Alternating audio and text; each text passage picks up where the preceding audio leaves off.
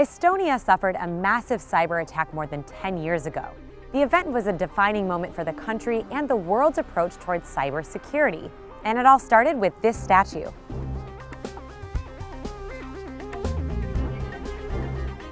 From the WannaCry ransomware attack to election meddling, cyber attacks are becoming increasingly common and costly around the world. Global spending on information security products and services is expected to reach $124 billion in 2019. But that hasn't been enough to stop cyber attacks from becoming one of the global economy's biggest threats. So how can governments keep hackers out? The short answer is they can't. But that doesn't mean they're not trying. One of the leaders in this space has been the tiny Baltic country of Estonia, which gained independence from the Soviet Union in 1991. For years, this bronze statue stood in the center of Tallinn as a Soviet war memorial. Then in 2007, the Estonian government decided to move it here to a less prominent location. The move sparked protests and riots from Estonia's ethnic Russian population that wanted the statue to stay in place. Then, within days, Estonian institutions were crippled by a series of cyber attacks. Parliament, government ministries, banks, and newspapers went offline. And though it hasn't ever been confirmed, it's widely believed that Russia was behind the attacks. The 2007 attack on Estonia has been called the first cyberwar, which is defined as the use of computer technology to disrupt the activities of a state or organization. The cyber attack was a wake-up call for Estonia, which at the time was already one of the world's most advanced digital societies. The country decided it needed to take steps to protect data online and prevent future cyber attacks. But how? The first step was building a strategy that would allow the government to keep systems up and running during a cyber attack. IT experts in the public and private sectors worked together to make systems more resilient against hackers.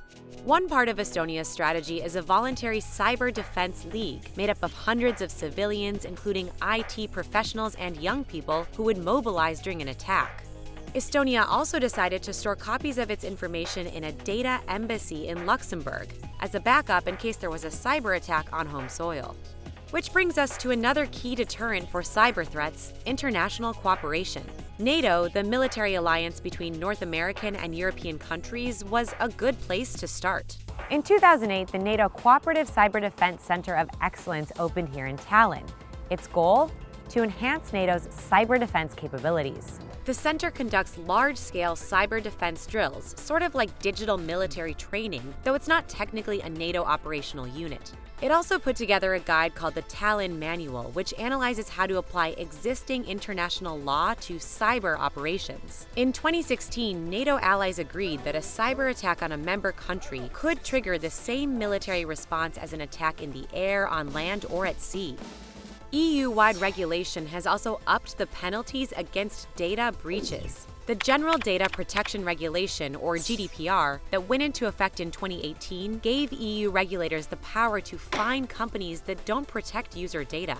And unlike in the past, the fines can be massive, up to 4% of global annual turnover or 20 million euros, whichever is bigger.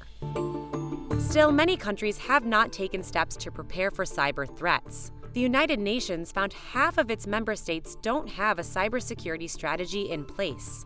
The UN ranks Estonia as the European country most committed to cybersecurity and fifth worldwide after Singapore, the United States, Malaysia, and Oman. But even Estonia isn't hacker-proof. Authorities still responded to more than 10,000 cybersecurity incidents in 2017, one-third more than the year before. Which brings us to one final big step in preventing a cyber attack: getting the public on board. This can be as simple as using two-factor authentication or changing your password from, well, password. Research found only 1 out of every 4 internet users in Europe changes his or her password regularly because of security and privacy issues. In Estonia, it took an unprecedented cyber attack for the country to become a leader in online security. Other countries might want to take note as the threats of cyber attacks only become bigger and more complex.